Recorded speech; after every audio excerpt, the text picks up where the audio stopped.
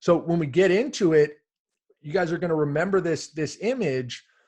It's going to be the same stuff. We're going to try to give you guys the simple formula. Now, when I say simple, I don't mean easy, but the simple formula that's going to be simple enough for you guys to be able to execute and implement, and powerful enough for you guys to be able to get the results. I want to say that again. That's the key to so many programs. They've got to be able to be simple enough for you to be able to understand and implement, while also being powerful enough to be able to get you the result. And that's a very hard thing to do. You've got to spend thousands of hours figuring it out to distill it down to its critical components.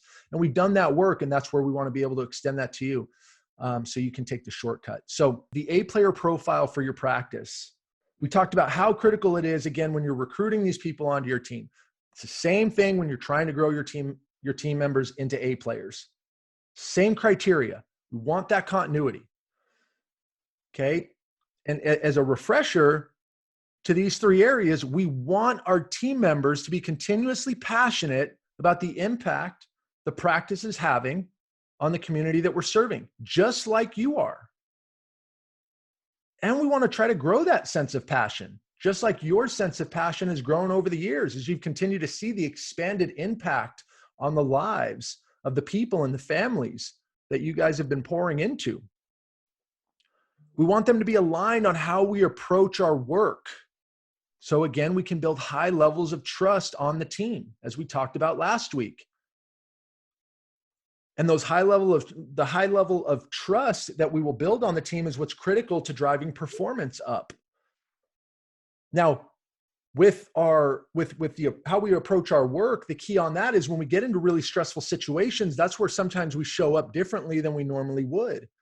And our ability to grow our team in alignment with that approach is critical, because in the higher stress times, whether they're having high stress in their personal lives or whether it's high stress in the practice at that time, those things are going to trigger potentially actions and attitudes out of them that are out of alignment of who you typically knew them to be. That's an opportunity to help them grow. Don't sweep that under the rug, and don't also think that you're picking on them.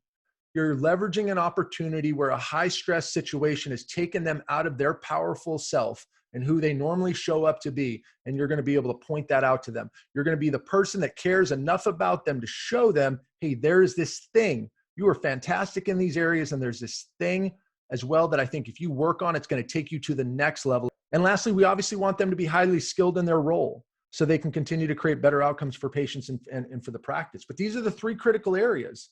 So when we talk about growing them up, we're not talking about 100 different criteria. We're talking about three.